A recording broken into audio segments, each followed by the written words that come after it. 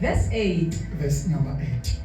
Banoyolo ahlambulukileyo inhliziyo. Hayi Nkosi yami. Ngokuba baya kumbona uThixo bona. Banoyolo ahlambulukileyo inhliziyo. Ngokuba baya kumbona uThixo bona Tat'u. Hayi abantu abashumayelayo. Hayi abantu abaworshipayo.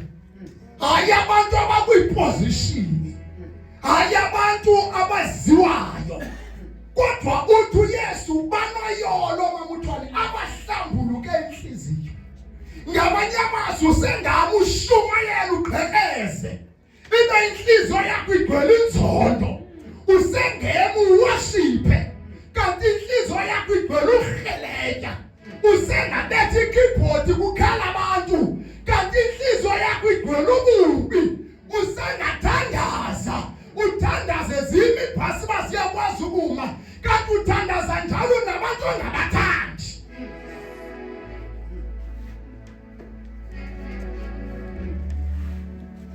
But uYesu uthi mamuthwane banoyolo abanenhliziyo ehlambulukileyo. Ngoba baya kumbona uThixo. Ayibonke amandla Nkosi. Hallelujah. Ikwenza kusenza Tat'u oba usiyobonana noThixo. Akuzizwe ititle esizinikezwe nguThixo. But ikwenza usenza siyobonana noThixo. Kukuhlanjululwa kwenhliziyo zethu. Sihlanjululwe nguye uThixo. Ngalo izwi lakhe.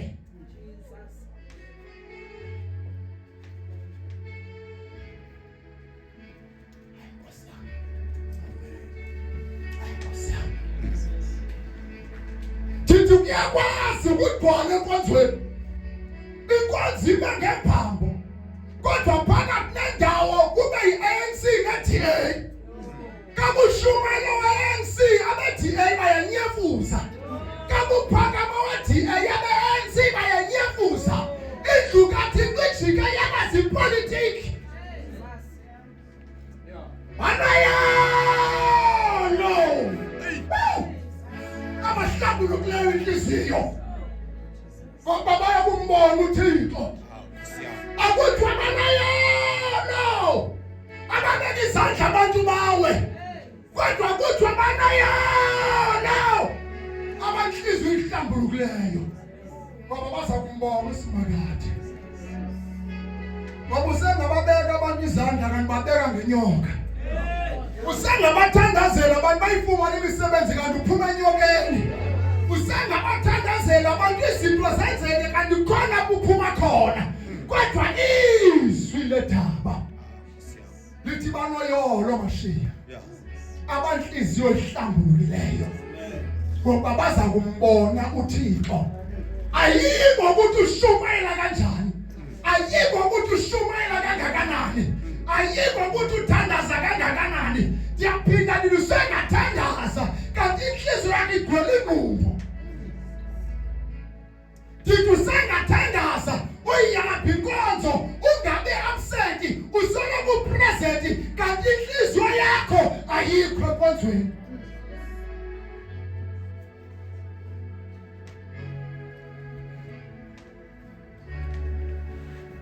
Banoyolo abanhliziyo ihlambulukileyo. Ngoba bazambona uThixo. Qualification yokubona uThixo ukuhlambuluka kwenhliziyo. Ungahambi Tat'u oba unabantu ongabavayo. Ungahambi unabantu ongabathandiyo. Ungahambi unabantu ongababulisiyo.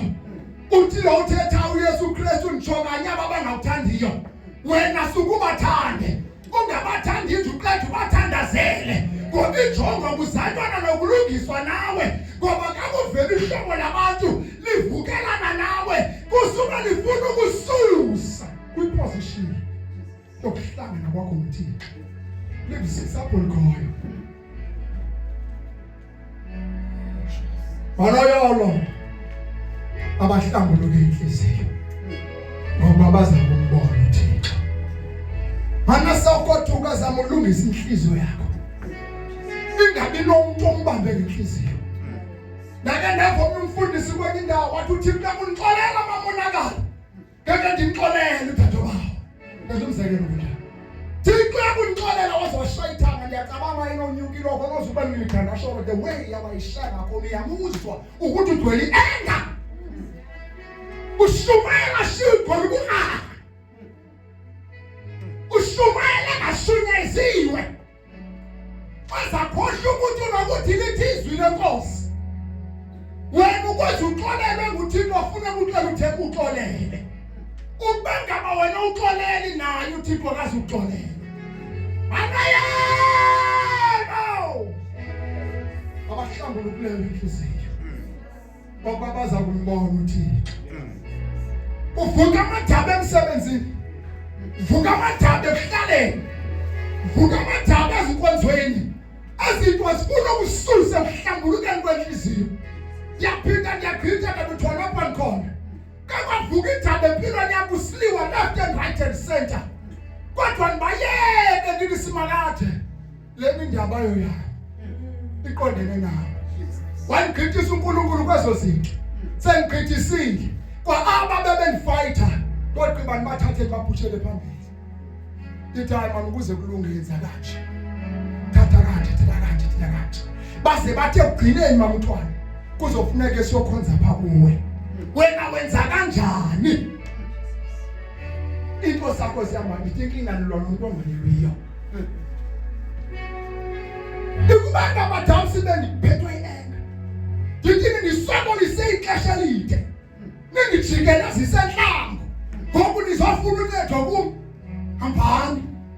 Siboneleni kodwa ngoba ndihamba ndine-understanding yokulondoloza inhliziyo yami. Elithini izwi lenkosi. Amazwi obomi aphuma kuwo amathende enhliziyo. Yaqala inhliziyo yakhe yakhathazeka thatha bafuna kuyilungela. Yakhathazeka ikhona into ezayizala. Izawuzala ingqumbi idala inzondo. Endenzondweni kuzawulandela amazwi esiqalekiso kulomuntu ukuhlukumezekile uhlukumezile. But isizwa lizwi lenkosi. Elithi impi akuyoyeni. Uyeyami. Amudadla impi ayo yakho. Yeka simakade. Sithemba sibili nobethuli. Kodwa impendulo ikhona. Shoba Thixo kudingeka abantu abazawuhlambuluka inhliziyo siyazibona izinto ziyenzeka. Zonke izinto uYesu wayesethile wesiprofetile. Inxenye yazo seyizalisekile. Mhlawumbe ingaba ziziprofeti ezibini esingekazalekile esingafezeki. Kwisiprofeti uYesu awazithetha. Lonke isixelela into kokuba masikhulu kunyathela. Ixesha likhona kwicala lethu. Umyeni usengafika nangawuphila umzuzu. Chapter 25 lithi izwi lenkosi uncwadi kaMateyu. Phaphani ngoko ngoba ningalazi liqale lubi. Azawufika ngalo umyeni. Ngamanye amazwi lungisana nenhliziyo yakho. Ingagcwali lonke uhlobo lezinto. Ngoba nethi ulayishe mna, ulayishe umamuklasini, ulayishe umonakali uzawusindwa endleleni. Awusiyafika ekhaya. Awusiyafika ekhaya. Uzawufika ekhaya. Nangoba bekho ayingoba basi. Kodwa bathi ibingobani wena? Ibingobani? Bayakhohlwa ukuthi akuyona into yobani le. Kodwa ikingdom yangasentla. Today welcome. Lapha azawuphela amasonto abantu. uJesu azolanda ibandla lakhe. Ibanga babeni politika likholwa. Kanifike ekhaya kuziba khona pretendana. Ibanga bungandithandi. Awuzokwenza ingathi ubunthanda kasifike ekhaya ngoba kushaywa ngalondlela. Banoyolo abanhliziyo ehlambulukileyo. Ngoba baza kumbona uThixo. Hayi abanikela kakhulu. Eqotheka. Ngoba lizwe lemfundo anikela kakhulu. Akhuphi imali eninzi. Abasethathwe nikwa position. Kanti njalo ugilibikwa. Ukujonga kwabantu ukujonga kaNkulunkulu akufani.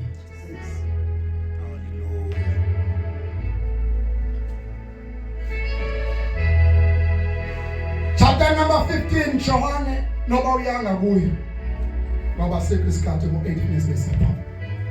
Uthi verse number 3. Nina senihlambulukile enkosi yami ngenxa yelizwi engalithethayo kuni. Selani nihlala kuni nami ngihlale kuni. Sokuvumela imimoya evuthuzayo ikususe uYesu. Sokuvumela inkanyamba ezibhayayo ukuba sikususe enhlambululweni. Hlala ngabe imimoya ivuthuza.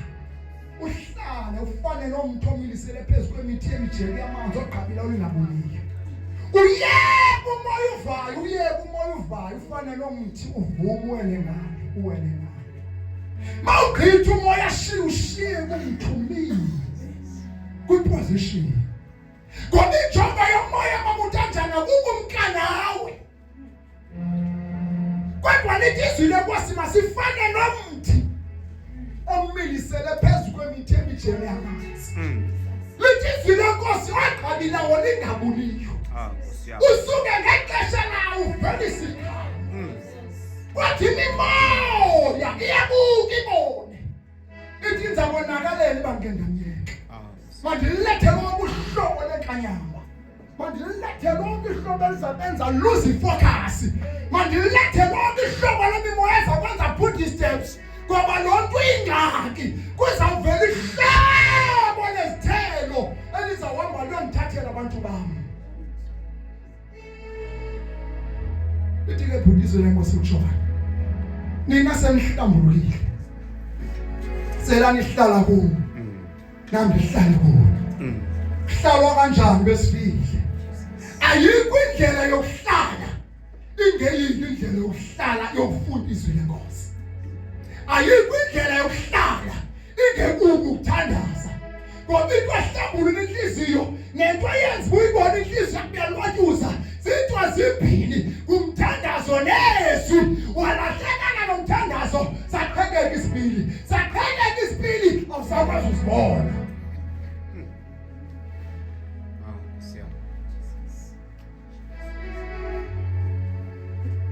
Akengithatha abantu. Bakhona abantu bayalazi izwi balifunda. Bathi bagcwele izonto. Ngoba izwi ukuze likusise Tat'u bakho. Kufuneka kungenelele umoya ingcwele. Umoya ingcwele angenelele. Umoya ingcwele nguye oqondisa izigwegwe. Akuqondise ngelizwi laziyo. Umoya ingcwele angabikho. Kube lilizwi lodwa. Ukhona umoya ozakulahlekisa ngoba unelizwi. Azayenze impazamo usimakade. Kayisishiwe nelizwi. Lihambi ilizwi. Lithi ndothatha umoya. Kungoba kukhona imimoya engafiki ukuphaphathekise mawungazinzanga kwezinto ezimbili. And two, angeke abahlela umoya ingcwele uhlala endaweni yokuhlala. Inhliziyo yakho ingahlambulukile. Angeke uwa-experience amandla kamoya ingcwele. Inhliziyo yakho ayigcwele ingxaki noma igcwele inqumbo nenzondo nongona. Kodwa kodwa uzafika uHoly Spirit. Funeka inhliziyo yakho isusa amahlahla. Susa amahlahla. Masifuna kweza verse zingenhla kwa verse number 2 kuJohn. Uzawuthi mina ngimumdile wenyaniso umlimo ngubawo amasebe wonke kuba ngathwalisa iqhamu uyawasusa. Sekuthi wonke amaseba kum athwalisa iqhamu ngiqhubeke ngibathenga. Vumela ukuthenwa nguThixo. Mana sibuka shiya ngokuhlobo lenkomo ezimbili. Kunenkunzi enkomo elala noba kuphi. Kube nenkaba enkomo engalali noba kuphi. Engatyi noba intoni. Angibonke amanye Nkosi. Siyakwazi inkunzi zenkomo ufuna uthatha indawo. Ngoba inkunzi inamandla. Kodwa ithi seyidilisa imessage mamntanjana. Uva lena ayithelwanga. Ewezona izihlungu zikhona. But ayinamanqathe. Ayiyeki. ngoba inkabi enkomo amavitamin wayo ihamba washwayela kwezindawo zonke. But kuzoma inkabi enkomo ayikwasile ifike ithini message ithi ayithini ifike ukuthola ishintliziyo yakufudumala ishumo yakho siva kanandi ngoba inkabi enkomo itheniwe. Asifumele ukuthenwa uThixo ukuze sizova amandla kaThixo. Sizova amandla kaThixo. Sizova amandla kaThixo. Sela ngihlala kumna mhlale kulo. Hlala ngezwi lami. Hayibo Nkosi yethu. Seva futhi uJohane 14. Hayibo nkamane Nkosi. Wathi baniyangithanda ngicela ningigcine imithetho yami. Hayibo Nkosi yethu. Mana nisenza njalo ndizowuzamna nobawo sifike sihlale kunye nani. Hayibo nkamane Nkosi. Haleluya. Hayibo Nkosi yethu. Amen. Kodwa wenzeke mamonaka. Iba ngabe inhliziyo yakho igcwele mina. Igcwele uThat'u baba. Igcwele lo wakhe. Igcwele nalo wakhe. Akazokwazi uThixo uzohlala nawe. Ngoba lithi izwi likaSimakade uThixo nephele. Webantu abatsha. Lithi mina nasindiswa ngingumfana. Ngabhantika for 7 years hayi ngoba isono bengingasazi. Akunahlobo lasono bengingasenzile. Kodwa lafika la ihlaba la ihlekeza impilo yami izwi likaThixo. Ngasindiswa nohlukana nesono. Intombi zikhona utshwala kukhona insangu ikhona lokho uhlobo lezinto endazenza zikhona. Azange ndisindiswe ngiyobekwa kulizwe lingenasono. Ngoba amandla kaThixo abonakaliswa kwizinto ozenza.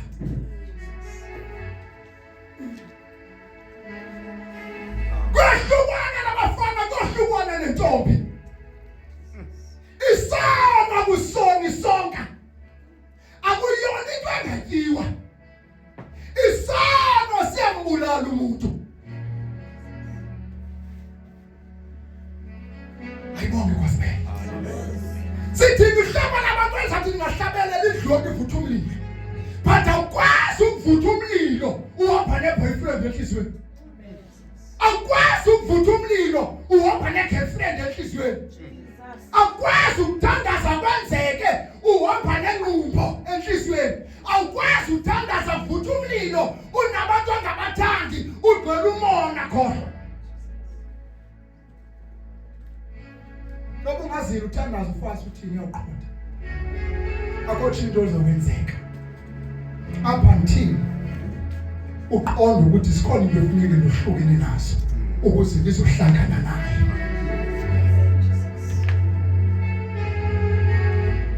Madama ephele chapter number 12 verse 14 asuzifunda.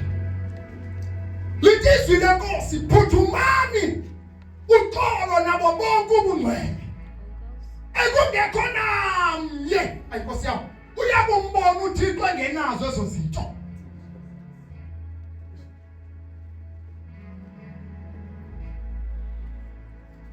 Ayibonga Nkosi yethu.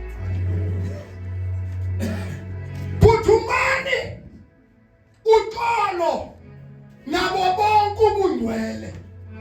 Wathi inxenye yobungcwele. No afuna kusindiswe hafu. Ubusindi kusuka ekhanda sindiswe tshezwaneni. Ungabi kumzalwane ozawusindiswa hafu. Kakufika enhlaka enkaba amazantsi awasindiswa. Sindiswa kusuka enzwaneni ukutshwe ekhanda. Njalo uzowuzwa amandla kaThixo. Uzawazi amandla kaSimakade. Lithi isilo masikase liphuthume uxolo ngamanye amazwi eshiya. Akazathi uPaul iphuthuma into engazange ayiphuthume into engazange lekhona. Kuyabonakala into babandleni nalikela khona uxolo. Phakathi nendawo la nyamalala ngenxa yezinto. Uthi ngoba singekafika ekhaya ubunqwasi ukufika. Kawuphinde uphuthume. Uphuthume nobungcwele unikezana na second chance. Abona uthando lungakasenzele lona. Unikeza ithuba lesibili lenguquko. Lokho kuphinde uphuthume uxolo. Uphuthume nobungcwele. Ube usazi lithi izwi lenkosi akhona mnye kumbona uThixo engenazo ezo zinto. Liqhubeka lithi nilumke kungabikho bani phakathi kwenu. Kunengcambi yobukraka engathi ingakhula isuke ijobha abanye abantu. Ngoba umuntu osesoneni akafuni basesonweni yethu. Otizono akafuni usitya yedwa. Kuyarikruthwa phakathi endlini yenkosi. Kuyakhanvaswa. Twana yona bayishumala yikho ukuyivile yakutshisa yakudla. Udibana ne-enemy ezidudu bediplowe ngisathana. Wathi ayikho le beshuma nawe uzubona into engekhoyo kodwa ubuyibona ikhona. Ngoba kuyakhanvaswa endlini yenkosi. Umbuzo uthi uzophelelaphi nale team uyilwelayo. Ngoba iteam neteam kukhona phi yakhona. Khona phi yakhona. Asazafika mawathi. Asazafika mawathi. Kuzawuvuzwa abantu ababesebenzela le team. Kungabusebenzele ngendawo sazawuvuzwa. Nilumke babuthwane kungabikho bani. Unengaphi yobukraka engathi ingakhula isuke ijobhe nani. Usibone sewungasandiva ubundiva. Hayi andimvuta lutshwana. Bewuqala kwathi nawo.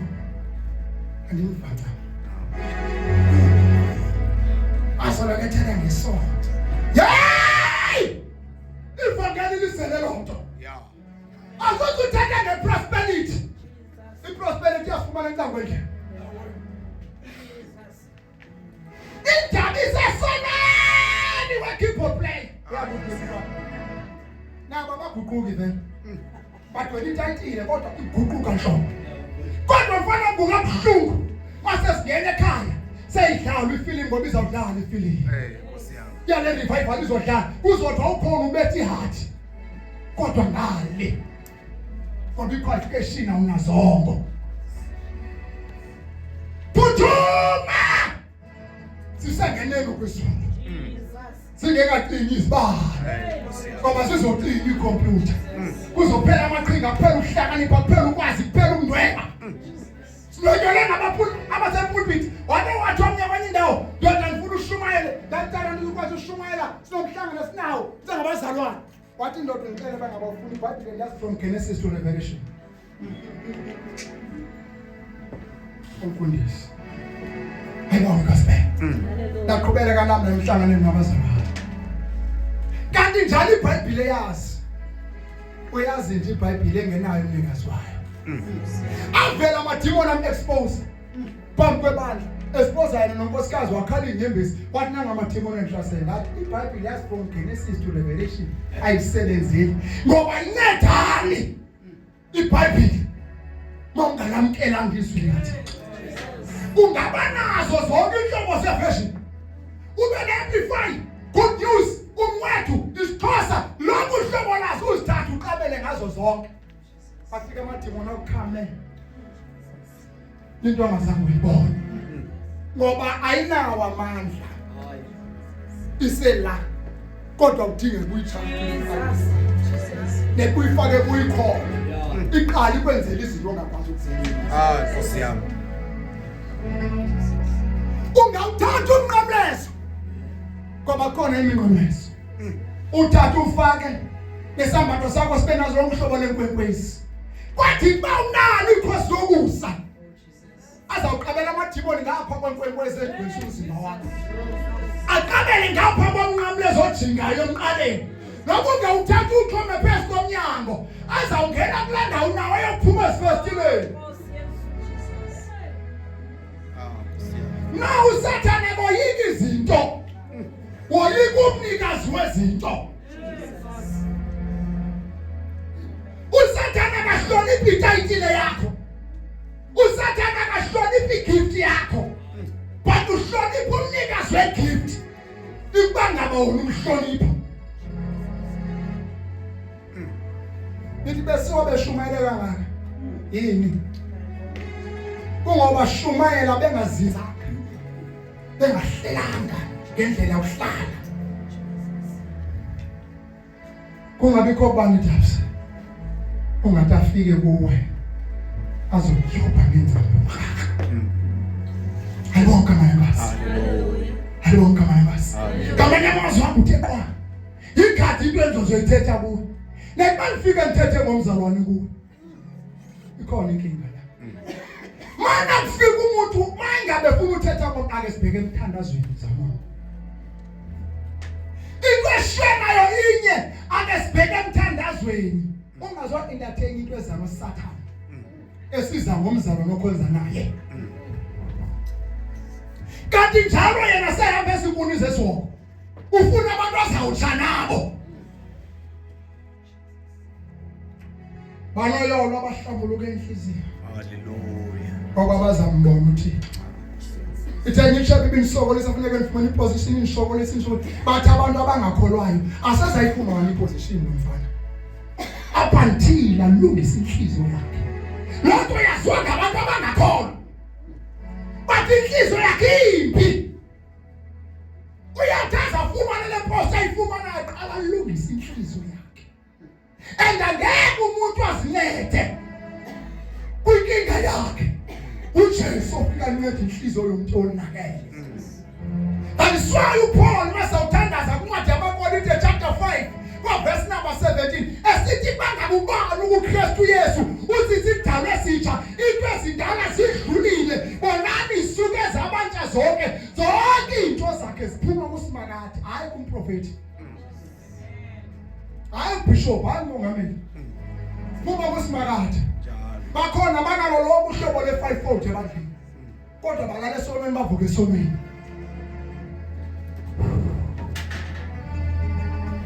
Albonka mnikazi. Albonka mnikazi. Hallelujah. Ujesu afika enhliziyweni yomuntu onakele. Afika eguquke. Ayenzile lento uThixo ayifunayo. Wathona uThixo inshumayela uwanze uphando. Wafumanise akukhona iphini inkonzo. Ngoba ezinkonzweni abona likhonza khona apostolic faith mission. Manda lifika bekuthiwa ayikho enkonzo engeyi5 eyesibini kaSathane. Kodwa hamba realize ukuthi no wenze impazamo. Albonka mnikazi. Ngoba kukho apostolic faith mission ingamenza umuntu abe yilento uThixo ayifunayo. UKristu Yesu akwazi ukushintsha impilo yomuntu onakele. Amabandla agcwele, amagama, amabutuli, anosezwayo kodwa abantu bonakele. Abantu bonakele. Bahleli emanyale bebithaka. Bahamba babheka esithaveni, bavuke kusasa baze kanjani, bazohlabelela bakudwele uThixo. Nabangena moya baliliswe imizwa yonkosi ekhazaneni.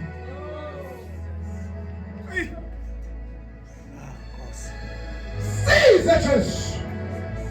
Ingajoni inkawe yabantu abasindisiwe ningasindiswanga ngoba azawubizwa amagama. Azawubizwa amagama. Azawuphela amaqhinga. Azawuphela amaqhinga. Usemanirobha namhlanje. Usemanifihlela izinto zenzayo. But God indoda ebona pho ngabona ikhona. Unendoda engafihlela izinto. Unendoda engafihlela izinto. Bona pho ngabona ikhona. Ngokuba sitshela phansi kwekhabeti song. Uvuke kusasa usulu umlomo uhlamba ibethi makeup umomoze amashiya aphume ngefestile yesterday iphume ngefestile abafana ikhathi efanele yami iyenza benje befresh indeva ziyeke zibele ikhonti aqhubele kazo worshipa ephume someni sifike sikeleleke kodwa uNkulunkulu ezulwini nike nikhaya nike nikhaya nike nikhaya nike nikhaya jemani nanqwana nisayizandla msayame uNkulunkulu uthi no ungashumayela bakuthatha unabulala ngesisu kanti njalo ubophela isipani phakathi ebandleni bethule kodwa ikhona ekhaya. Ungasifihlela kodwa ikhona into engasifihlela. Ikhona into ebona kusingaba ikhona. Nkosi. Sengiyayeka. Banoyolo abahlambulukileyo enhliziyo. Ukubabona babona uThixo. Mana ndihamba ndithatha izitsiklo zetruck. Dizinike imbali yami. Ndithi nazi izitsiklo ndamthatha ngameze assistant yami. Bebe ngumbandezelo kanti njalo nebekho ngafama ukumbandezelo kanti uyileli yokunyuka kwakhe. Ngesikhathi entinga fama zabane attitude. Dasuke ngamthatha ngamsondeza. Kanti njalo ungikhaphela emadleni wahlasa. Kukhona pha ngiqhubela khona. Khona pha ngiqhubela khona. Khona pha ngiqhubela khona. Bengithi zamnika 7 days angayifumana imali e-18. Kodwa ngathi mandimnike 10 days azofumana imali e-18. Because inhliziyo yami hlambulukile. Ngicabanga abantu bangasindiswa. Afikelele kuyazilinganisa. Ikubanga baba umuntu asingahamba nezinto esihlangabezana nazo. Ngeke abantu balibone usindiso. Kukhona abantu ndiyayeka. Abalisango lokuvalela abantu abafuna ukungena ensindisweni bekhona phakathi. Kube khona abantu abayigate yokungena kwabantu ensindisweni ihlobo ezibini zabantu. Akusheke ukuhlobo olunjani legate. Hayi Nkosi yami. Uruhlobo olunjani legate. Ulali bafanele ngaphandle nobuleli bangenisayo. Izenzo zakho zingabenza bangene. Izenzo zakho zingenza bayonyane. Indlela wabhangayo ingabenza bazuzeke. Indlela wenza ngayo ingayenza bangayifuni. Insindiso akupholi sinelifu unamangqini amanye amazwi uhamba nje unamakhamera akujogile efuna ukuthulunyathe ukuthetha kwakho ucoselele ungathetha noba kanjani. Banoyolo bantliziyo ihlambulukileyo ngoba kumbona uThixo. Hayi abantu abazesontweni everyday ngiyaphinda ndithi icawa ziyamathi sigcwele ezinenge ndaba abantu bazesontweni ngecawa ezizawugcwala zinenge embambo. Kodwa ndiyaxelela emafrijini bashiya amadampi bashiya amabhiya bashiya amabhili ama-boyfriend ngesikhathi qhubeka inkonzo umfana ujonga isikhathi kungena uWhatsApp athi wentombazana siyahamba isikhathi. Abanye nza kushaya okhangela abanye kushiya ngale cawa yakho jonga uzophinda ukendoni na aphuma ukuthi inkonzo ingekaphumi kanti uthwala uphethwe umthwalo. Umthwalo isono singumthwalo phezu kwenhloko yomuntu. Athi uba umpongose mayithetha siyabhibhidla sibhibhidla ubomvu ngenxa yobuthenge bomuntu.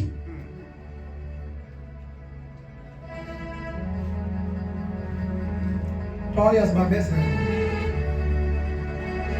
ixesha uyawuthandana nini azawuphela amadoda azawuphela abafana usilibasa ngale nto lensindiso bazilibazisa.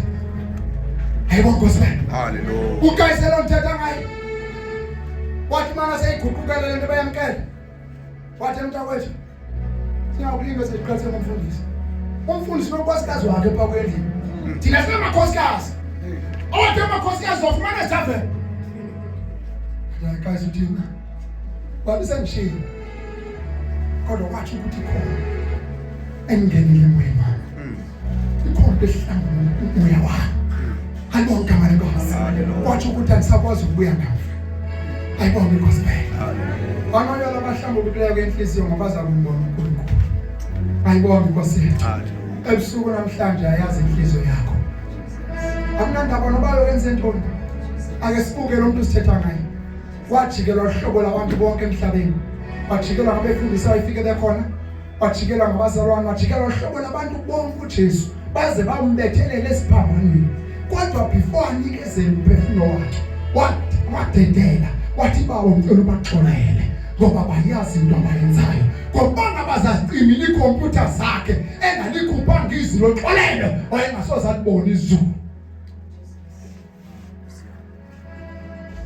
mayevala uthi ngishiya noxolo nothi uxolo loyiswe uxolo nasekhaya ayibonge gospel athi kumuntu othetha akathethele labantu becawa bakhohlakele ngelihlobo abasindiswe khona bawese abaxoleli bensingathi baxolele singolo thina etwaleni siyakwazi unyathela ngasibethane sogqiba sihlamba induma sixolelana bana bangahlazi shiya ngomhlaba umphebe induma sixolelane kodwa masiphinda sijikela la dry siphinde kumnyathela uthi yaphinda uxolo lo akulona uxolo lo uxolo alibuyisi izolo alithi ubundenzeni izolo wandenzani ngalami andenzwa njalo udibana bekhola athi andenzweni baso akubonisa into ebhinqa ngayo kwamamandla akubonisa into ebhinqa atsho ufinyeza umbhinqa ubonga zange kusinze kwamntwana ungamlimi ufuna udluse kakade lapho usinakakade akangokusindiswe mntwana ngoba lithi izwi lekwasibasindiswa ziyathathwa izono zethu zolahlwa kwelokubhini lwakhe sendiyayeka bethu 8 o'clock ikubanga bukhona avela konke ungayenza wena uhlulakele ukuxolela uhlulakele ukuthethelele uhlulakele ukwenza inhliziyo yakhe ihlambuluke inkinga yami nansi ikubanga uJesu akazicini izibani angabuyi uJesu kuleme ukuze kuphele lapha ake ngibuyele kula ncwadi yamalo ngoba kuleya yamahebe lithi phuthuma woza yaphuthuma namhlanje kubuyiswa uxolo phela hayi izinto zakho azilungi ngoba uthakathiwe uzithakathe wena izinto azidinge into zidinga wena ukhuluka uphenduka uxolele uthethelele kuzolunga into zakho uyothandaza uJesu azabuya izinto zingahlangani kanti uthandaza lo umuntu ombambe ngenhliziyo thethelela mzamo phuthuma namhlanje wamakoti uyazi awusazi noba ungamakoti silindele umyeni uyaphuthuma kwakhutshwa inkomo zeqhabisi bathi imiboya yagxotha emzini kodwa ubonakala usekhona emzini kodwa wamkelekanga ngiyafuna ukutshela wamkelekanga ukhona njengegama wamkelekanga emzini ngoba into azenzayo sikwenza ungaqualify kodwa mina nobe ebusuku yaphuthuma cela uphakame ngizothandaza uphakame ngizothandaza wemakoti cela uphakame makoti ngizothandaza nawe cela uphakame ngizothandaza